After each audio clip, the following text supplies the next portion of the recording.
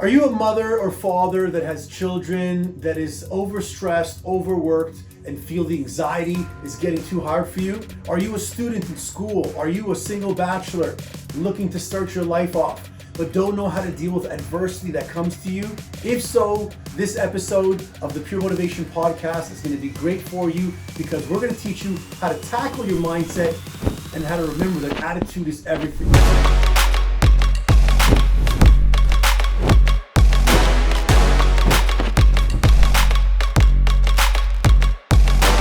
Hey guys, how are you? My name is Coach Dimitri. Welcome to the Pure Motivation Podcast show. Today I'm joined by a special friend and a very motivating, inspirational person that's been part of not only our club, but part of our community for over a decade. I'd like to introduce her. Her name is Jess Silver. She is an author. She's a medical writer. She has created an adaptive fitness program called Flex for Access, which she's going to talk to you more about. She's an adaptive fitness consultant and a trainer, and most importantly, she's my good friend, Jess Silver. Welcome to the show. Hi, Dee. Thank you for that introduction. You got it. So guys, today we want to talk about how to deal with adversity. We want to talk to you about how Jess has dealt with adversity, how her mindset has been able to work around all the parameters, all the obstacles, all the bumps that get in the way. And reason why I want to have her on the show today is because a lot of people will reach out to us and they want help for fitness. Men, women, whether it's in the gym, whether it's for online coaching. The main thing you need to tackle first is your mindset. Would you agree? Yeah. And if you don't tackle the mindset, the physical fitness can be there, the nutrition can be there, but the rest doesn't work out. Jess has been very inspiring to me. She actually was the one who gave me the idea for our tagline, which is attitude is everything, because no matter how many times I see her, no matter what the event is, she's just constantly in a great mood and she's always willing to give motivation to others. So before I go on and talk my brains out, I just want you to let the viewers know a little bit about yourself. Let them know about your initial setback or when you first got into the adversity style, and give them your background, your diagnosis, and let them know what it's like to really have a true adversity that you're working through, and not just my work is stressful, I don't like my outfit, social media is not happening for me, I'm having a bad hair day. Let's talk about real problems that people go through. All right. Thanks so much, Dee, for that introduction. And I really don't know where to start because my life has been full of hurdles, but really I feel like those hurdles made me who I am today. And I always say that I'm grateful for my challenge because it's built me and shaped me into the person who I am. It's really hard for me to think about, how long I know you for and where our journey started, because I met you when I was 16 and I'm well into my 30s now. And for those of you who don't know, I was born at 2 pounds and I was 3 months premature.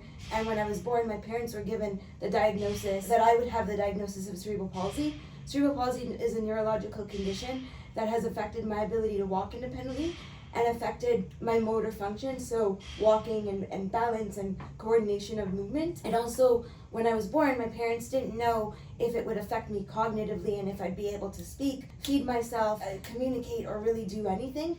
And I've had to combat all of these challenges my whole life. But as I've said, combating those challenges and being passionate about sport and fitness and realizing that yes, the challenges may be great, but if I have the right mindset and attitude, I can combat them. I've been able to combat the challenges that I have faced. So for someone out there who's watching right now, who's like, you know what, this episode seems really serious. This is a real person talking about their real life scenario. Let someone understand what cerebral palsy is in case they don't know, and give them an example of how it affects someone. So most people don't know that CP is the most common neurological condition that affects babies at birth, and I have endeavored to create the awareness of CP and to challenge people's understanding of CP. But what most people don't know is when you're given a diagnosis of CP, for a lot of parents, it can be very overwhelming, and as you're growing, it's overwhelming as you navigate across lifespan. But what I would say is that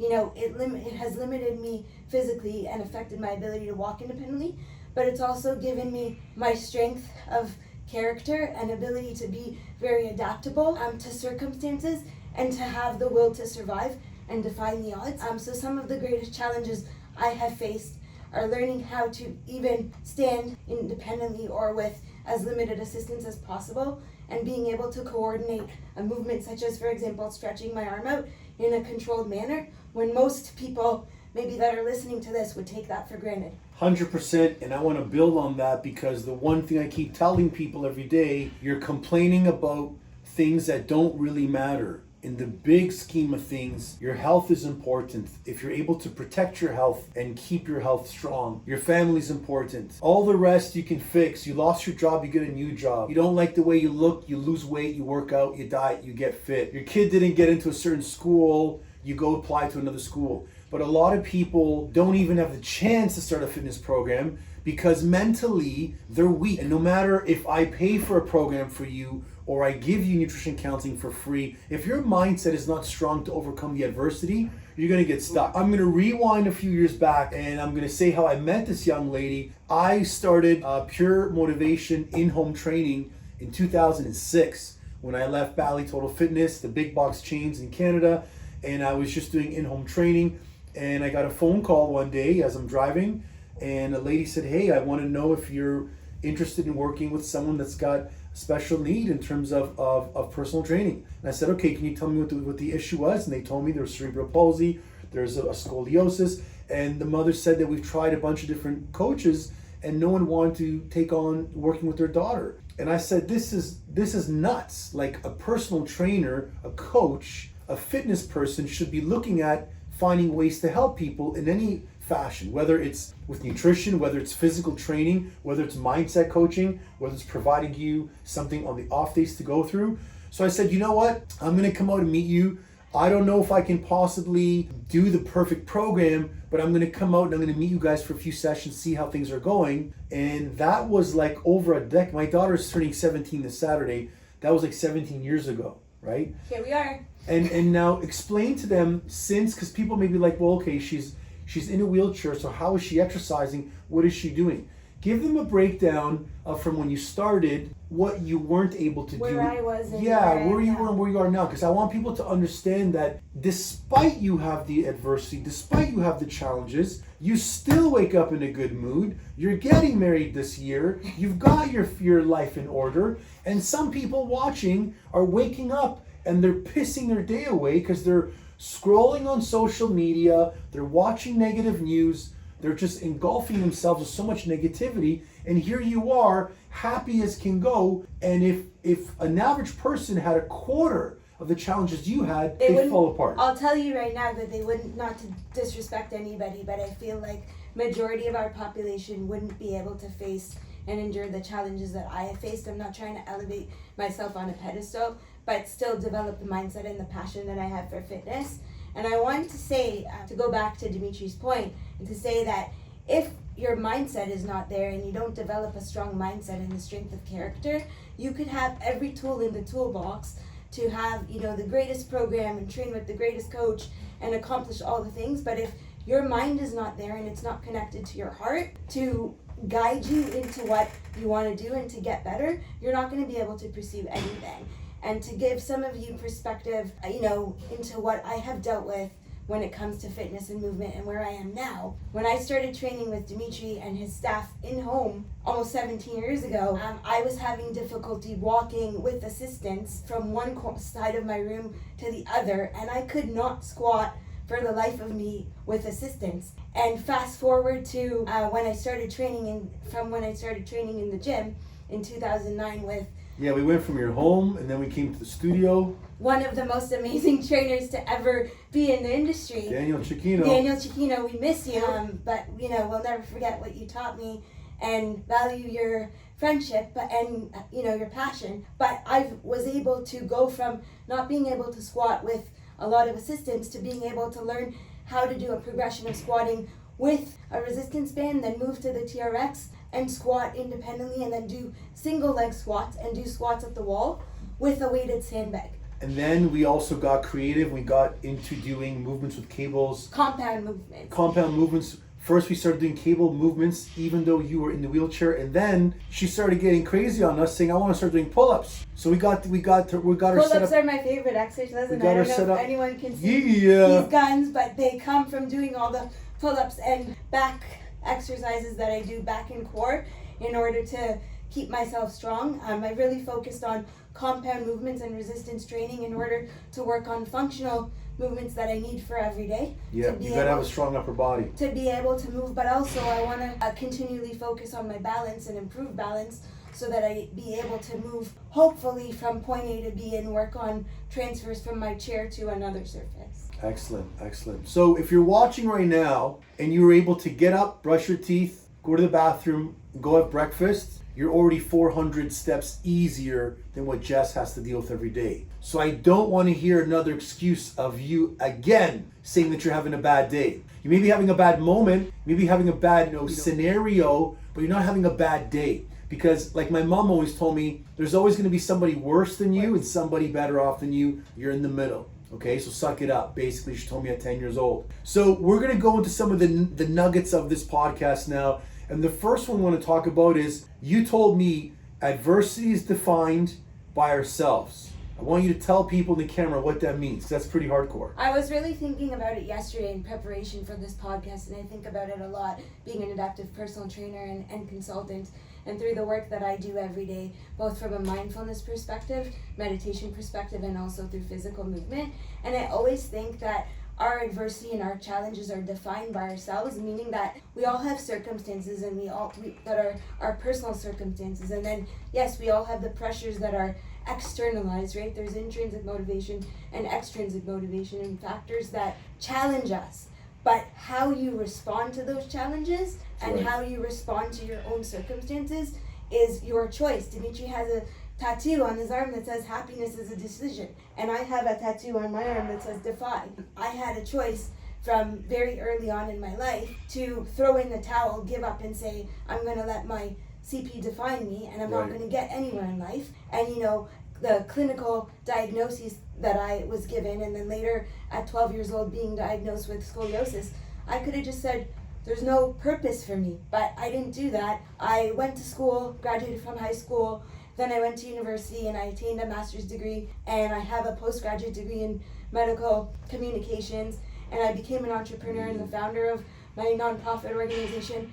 And every day I wake up with the passion to train and the passion to get better and improve upon my physical circumstances to build me into the stronger person that I am. So our adversity is defined by our own internal dialogue that we tell ourselves. Story, we all have a story we tell ourselves, right? The narrative that we tell ourselves. And I titled my book, my memoir, Run an Uncharted Direction, and I said that we all have a story and we're all seeking truths, but our story is defined by our circumstances. So what gives you the guns? What gives you the energy? What gives you the hope every day to keep going and not wake up and be a miserable, negative, disruptive person? So I've been a sports fan, avid sports fan since the age of 5. I love basketball, soccer, and Michael tennis. Jordan. Basketball is my favorite sport. Kobe Bryant was my favorite NBA player. And what keeps me going is understanding that my story very strongly relates, and I'm connected to that story of a professional athlete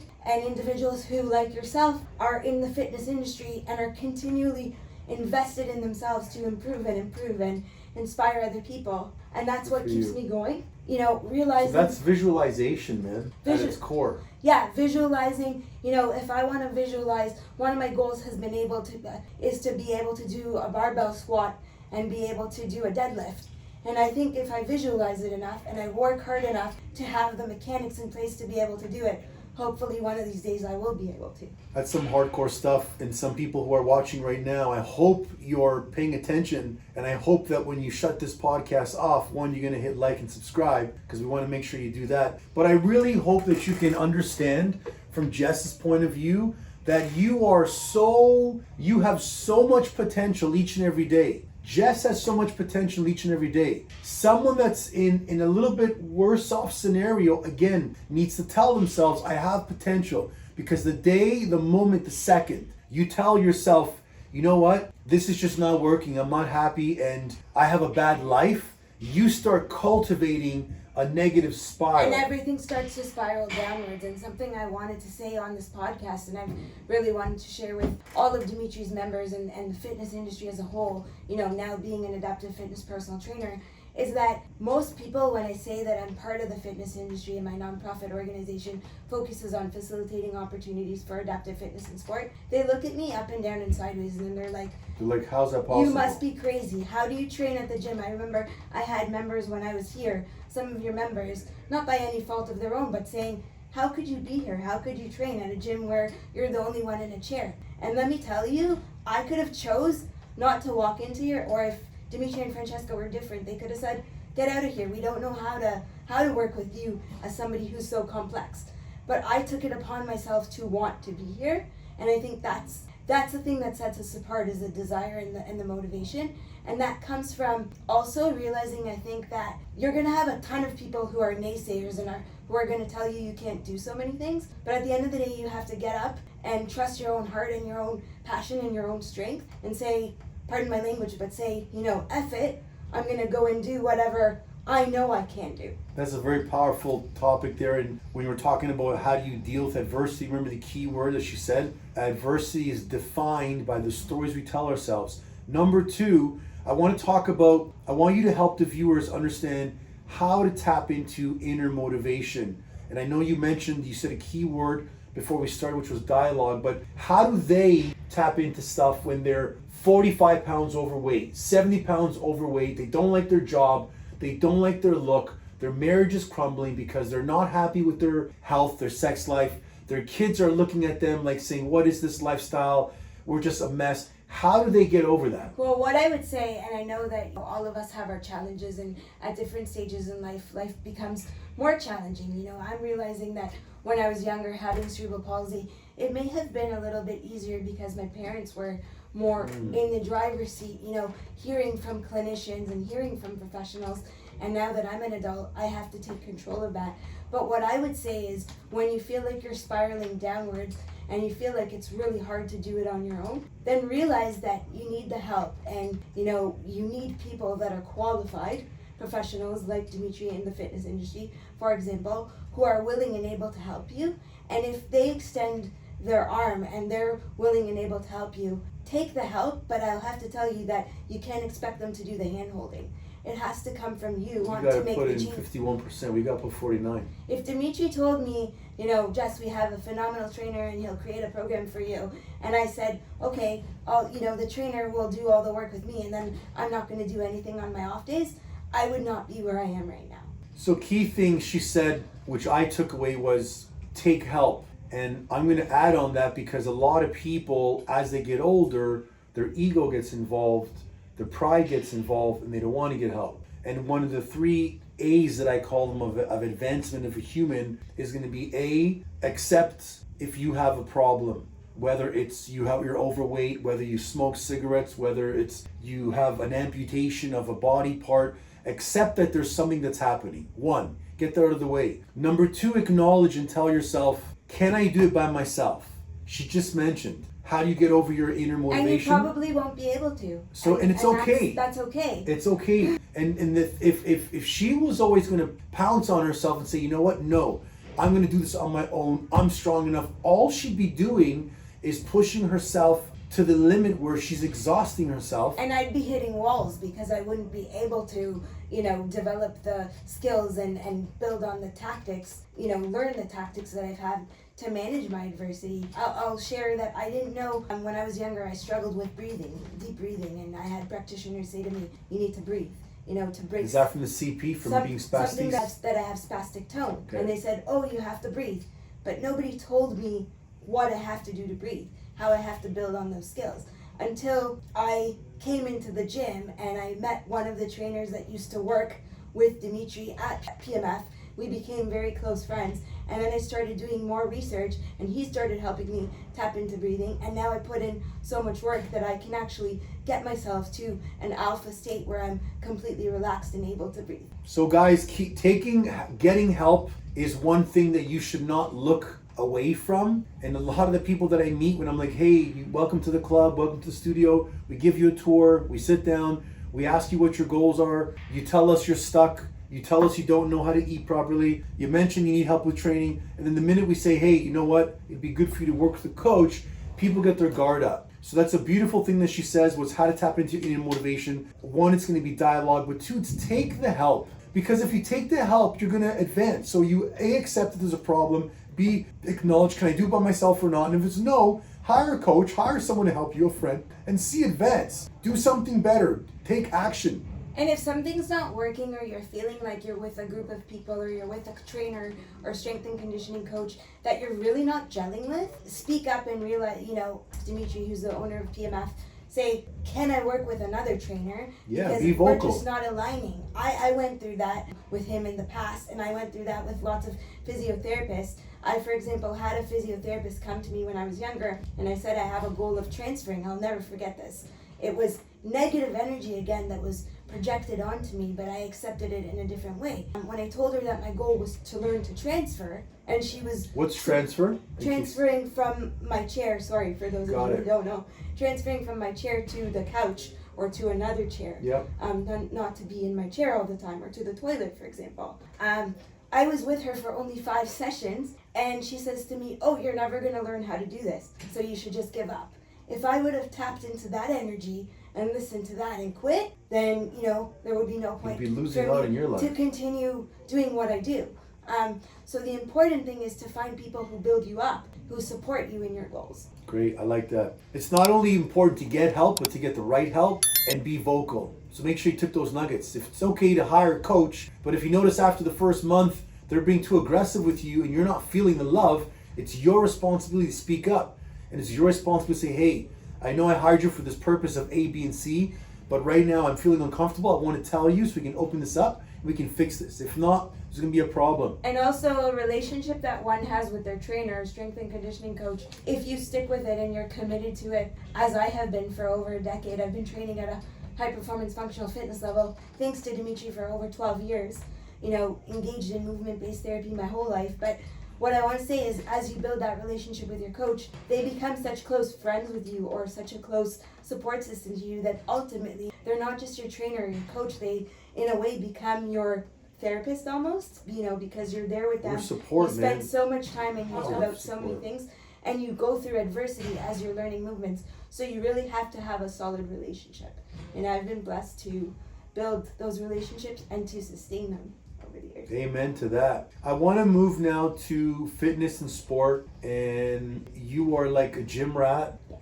It's very nice to call you a gym rat because you love putting yourself in any position you can when it comes to fitness. And a lot of people feel that fitness changes their life. In my life, growing up with a challenging upbringing, absent father, challenges with family dynamics. If it wasn't for my coaches in my life, and I always say coaches change lives, I wouldn't be where I am today. I wouldn't be the confident person I am, because I was like a sponge, and I would just move towards coaches in sports in high school, swimming, wrestling, and I would get so close to them, like Jess is talking about getting help, that I had a bond where I didn't care when I went home and it was Father's Day. I didn't care at Christmas time when there was only like one gift under the tree and it was from my mom. I didn't care when I went to parent-teacher interviews and I was always with my mom, and I see all these people with their moms and dads, and I'm like, what is this? Like, why am I different? Because the coaches gave me that support. So in your life, give me 2 things. Give me 1,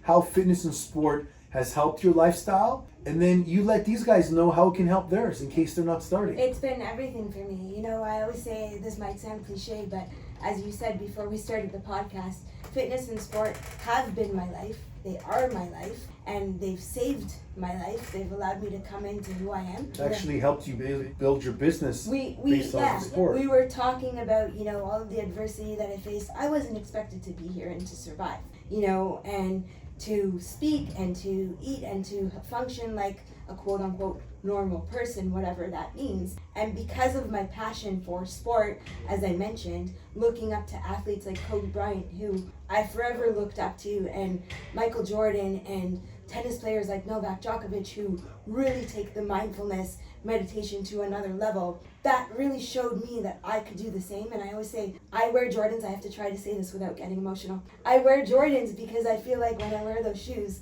I can fly. Yeah. And I can dunk. And I wrote a poem about Kobe Bryant saying that he gave me that hope. I was that kid on the sideline who dreamt that I could become that champion, maybe not in the NBA, but in a different way. So sport and fitness gave me my purpose, and when I met everybody at PMF, I would say they lit a fire under my ass that could never be extinguished. And today I not only do all the work that I do, I'm invested constantly in improving my physical condition and my mental strength and fortitude, but also I'm the founder and executive director of a nonprofit organization that's grounded in developing opportunities for adaptive fitness and sport promotion, which came out of my own passion and realizing that there were gaps in the fitness industry for individuals who are part of special populations like I am. So it really gave me my purpose and helped me build something that was bigger than me. So you see when she says the word purpose, a lot of people don't feel they have purpose, and it's okay if you feel that you haven't found it yet. When you're a parent though, you got to start digging in to find out what your purpose is, and your purpose is to take care of your kids and give them the best life you can. But if you don't take care of your life and you don't take care of your health and your mindset, you're going to deteriorate and break down internally. So internally, Jess is a 6'5", 255-pound bodybuilder that's got veins popping all over her and that can step on a car. Internally, her mind is so strong. And the whole point of me having her here today is to show you that the outside look is great. You look muscular, you look fit, you look ripped, but there's insecurities. Yeah. And a lot of people are suffering in silence now. Yeah, but on the opposite of that, I just want to add to the point you just said. You know, when people look at me, and I touched on this earlier in the point I was making earlier about, you know, people being shocked about how I could be part of the fitness industry now as an adaptive fitness personal trainer and having my nonprofit organization, and how can I train at the gym? Well, when most people look at me and they see me in my power or manual wheelchair, they think that I can't do very much. But if, you know, we took this camera outside to the rig where there was a pull-up bar and the squat rack, I could show you what I could do. So what I would say is that, you know, people's preconceived notions and definitions of who we are can often define our perception of ourselves. But I think combating adversity and learning how to navigate through adversity is charting your own purpose. Remember I said my book is called Run an Uncharted Direction, which is available on Amazon, by the way. We'll put the link after this so you guys can who are interested. Get yourself a copy. But I would say that, you know, there are so many notions and there's so much noise out there, but we all have a purpose and we all have a reason to be on this earth, and it's about finding the people that light that purpose or are beacons towards you getting closer and closer to your purpose. That was great. And I remember you told me not only is fitness and sport inspired you to become physically active, physically stronger, but from a mental standpoint, you're always in a positive mood. Spiritually, I have my moments too. I'm not always in a 100%, but spiritually it probably leaks out to you and to your family, because I know you have a big family. And when you think of family, you always think of like, who are the old people in the family? When I think of family, I think of my grandfather. Okay, he was the first Dimitri. There's 7 of us now, but I think of how he was, and then I think of how he was strong and how he was dedicated and disciplined back from those ages. But then I also look at who the next person in the family is that's pushing the family tree, who's setting the expectation, who's reaching for more. And I encourage each and every one of you to be that person in your family to become the best. Be that niece, nephew, son, aunt, uncle, whatever you are in your family tree that breaks through barriers, that overcomes adversity, that writes a book even though people say to her it's not going to be possible, because you're not going to be able to probably type as fast as you need to. It's not going to be possible for you. I published 2 during COVID. There you go. It's not going to be possible for you to go to a gym or work out because with this diagnosis, you have A, B, C, D limitations. She said, screw that. And she worked through that. And we had to creatively come up with ways to put her on a horizontal plane, to make her stronger, to go vertical. And I had to communicate that with my trainer. Something that's really important that I always tell my clients and people that I work with through my nonprofit organization who are fitness industry leaders who now look to me as an example for delivering opportunities for Did you speak at CanFit? I speak now at CanFit Pro. There you go. And they look to me as an expert. You know, so that shows you how far I've come. But I had to communicate with my trainer. CanFit Pro, in case you don't know, is one of the biggest certifying bodies for personal training certifications in Canada. And I told her, get your ass out there and start speaking. And she sent them some information. They did some research on her, and now she speaks every year. But what I wanted to say is, unless the client is communicative with your trainer unless you're communicative of what your goals are, or where you're plateauing. Maybe plateau is a complicated word that not all of us know unless you're in the fitness industry, but where you're getting stuck and what you want to work on, then you're not going to be able to improve. And the reason why I've been able to accomplish so much through PMF and through my trainer who used to work at PMF and the incredible staff that Dimitri had at one point when I was at the gym, and he still, I'm sure, has an incredible staff because he's the leader of PMF. But what I wanted to say is that, if they weren't creative and they didn't give me the opportunity to say, what do you want to work on? What have you seen that has worked or hasn't worked for you before? I wouldn't be able to accomplish my goals. So and get better. So it's about evaluating where you are and finding people that can feed you with energy and help you reach your goals and combat your adversity. I hope you're paying attention to the second time she mentioned about working with people. And a lot of you men out there watching this right now, and I'm not saying this in a negative way, but men have a pride and ego issue. And I'll tell you this because I'm a 45-year-old male, and I know that I sometimes have an ego issue with my wife, especially when she's telling me something's right, and I'm like, no, it's wrong, and I want to prove to her that I know more, and then I feel like an idiot because she's right. So when it comes to your health and fitness, leave your pride at the door. If you have never worked with a coach, invest in a coach. You go to the dentist, you pay money to get your teeth checked, you go to see an eye specialist, you go to see all these specialists. Take the same respect for your body.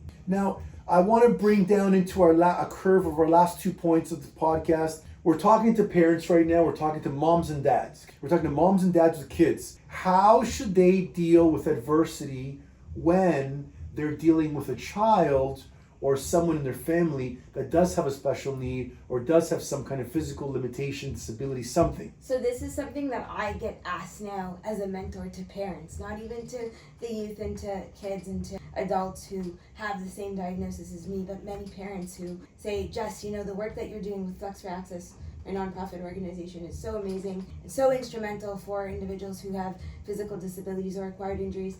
But they say, my kid has CP, and I want to integrate him into an environment where his peers are able-bodied, and I don't know what to do. I don't know where to go to get him to be able to go to a gym and feel like he's, quote-unquote, I hate using this word, but normal or like his able-bodied peers. And what I always tell them, and I don't want to discredit clinicians or researchers or professionals who work in the hospital. I already know what you're going to say. Because I work with those professionals as well. But what I want to say is you have to not listen to them a lot of the time and make your own decisions, because your child is your own child and you know them best and they know themselves best. And often what you get told by a clinician or a professional that's part of a diagnosis, that doesn't mean that it's going to be part of your child's diagnosis. Essentially what that does is it boxes them in and labels them and creates further adversity and further challenges. So it's important to seek the support of other individuals who have a similar condition, but also realize that your child has unique milestones, and to always keep your pulse on opportunities and research interventions and ways such as fitness to help them improve. It's nice that you said that, because she's not coming from a negative standpoint saying the medical system isn't work, but we're in Canada, we know that, we have the OHIP system and it's covered, but a lot of times doctors get comfortable or will give you a diagnosis and say, here's your diagnosis based on the research that we have in the past. This is what you're going to be able to do, and this is what you're not going to be able to do. And you know how many times I was told that I shouldn't be in the gym because I have scoliosis, which is a curvature of the spine that I was diagnosed with when I was 12, and they said, it's just going to get worse and worse. And I went to orthopedic surgeons who said, you need reconstructive spinal surgery. And the surgeon said to me, when you have the surgery, you're going to have to give up on everything that you do. Fitness was one of those things. And if I would have done that, I would have just been completely confined to my chair. So it was a decision that my parents and I made, and my support system made, not to have the surgery. And as I've been getting older, I've been telling myself that I'm so grateful, and I refuse to have the surgery because I want to continue to improve upon my balance, strength, and, improve, if possible, my curvature at all. And if I would have had metal in me, there would have been no way I could do that. So for all the parents out there, and I know I meet a lot of parents in the gym, I meet a lot of parents online, and they do tell me that they do have a child with special needs. It could be something that happened to one of their older kids, and they're often discouraged because they've gotten some kind of feedback from the medical system. Do your research, find 2 or 3 people to give you some background. Don't stick with the one diagnosis you get. And you know what? You got to go deep down inside. You got to bring out some Jess Silver in you, because your attitude is everything. The way you approach your child, the way you approach your spouse. Something could happen. Person can get diagnosed with multiple sclerosis in their early ages, in their later on career. What are you going to do now? Are you going to start turning into the corner of a room? Are you going to start boxing yourself up with negative thought process? You got to live still. You got to move on. And Jess is a burning example, a flaming example of what not taking the status quo words, negativity, mindset, and she just went against it. And what's really important, and really why I really wanted to make sure I bring her here, is because each and every day, I want you to count how many times you say, shit, I don't like this. I'm having a bad day. This is hard. I gotta wake up, I'm tired. I gotta go to work. I gotta drive to work. Jess would bat those excuses out with a baseball bat first thing in the morning, because she's got 3 times more adversity to deal with, which mean you don't think about.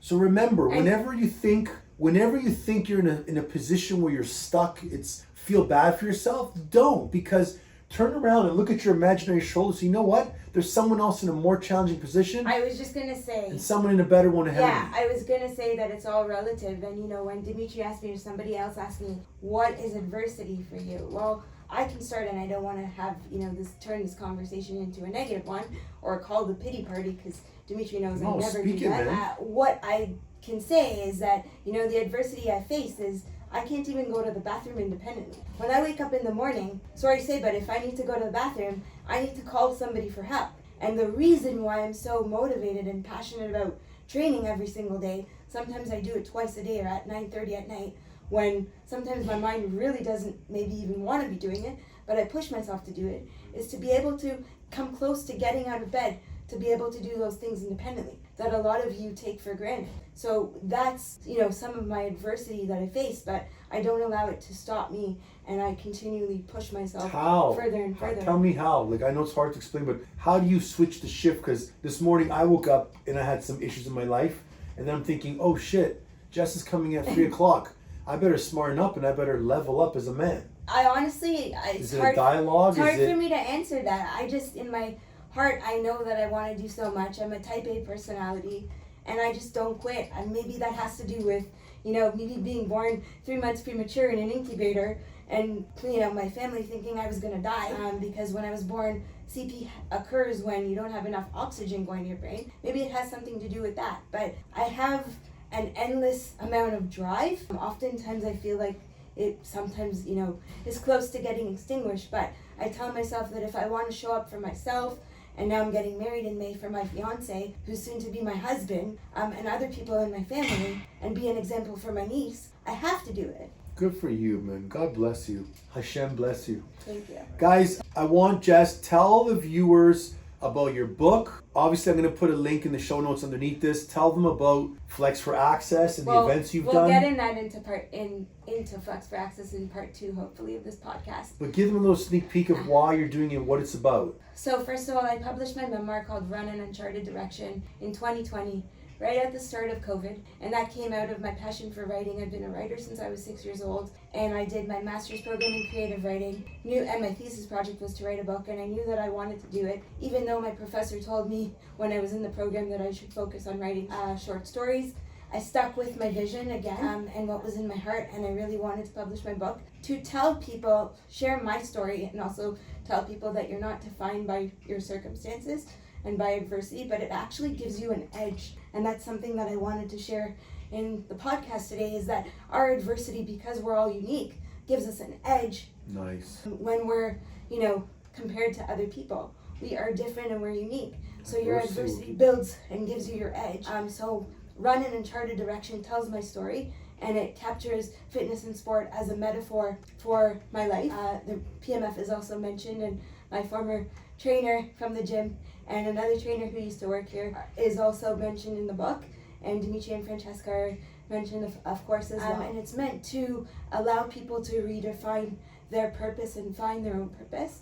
It's found on Amazon. And then Flex for Access is my registered nonprofit organization that I founded in 2017 to create opportunities for adaptive fitness and sport promotion within mainstream settings, and challenge the way that everybody understood cerebral palsy and other physical disabilities and acquired injuries. Awesome. Very important. So she's on one aspect, she's a badass because she doesn't take no for an answer, and she's hardcore and she works against the grain of adversity. Number two, she's inspirational because she's showing other people, listen, stop thinking the way you are, because you can be better, you can become better. And then also she's paving the way for the future of not only herself and her ability to exercise in a fitness facility, but for many other people that are in a wheelchair, that have either some form of a limb issue, that use other types of assistive devices. Right. And my goal through Flex for Access is to challenge the way that fitness industry leaders understand fitness and how it serves and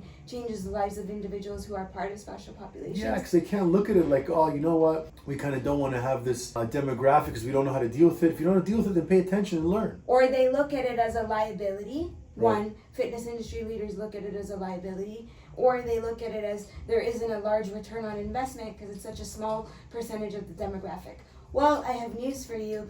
If many of you don't invest in your health, and with the aging population, the percentage of people who are currently disabled, which is now 15%, is only going to continue growing. So in fact, it's not a very small percentage of the population. And it's very important that every individual, regardless of any limitation or regardless of, what they look like or how they move, have access to opportunities that allow them to feel better and get stronger. So Jess, where can people find you? Where can they all over the internet. But if you're interested, if they're looking for Facebook or if you're interested in learning more about Flex for Access and the work of my nonprofit organization, you can hit up www.flexforaccess.ca to learn more about my story. And there are also links to my books, as well as finding out how we can collaborate if you're part of the fitness industry or if you have questions for me. And then my book, Run an Uncharted Direction, and my other book, Life's Lava, Quotes, Values, and Reflections That Light Our Souls and Color Our Days with Reason, are both found on Amazon. Nice.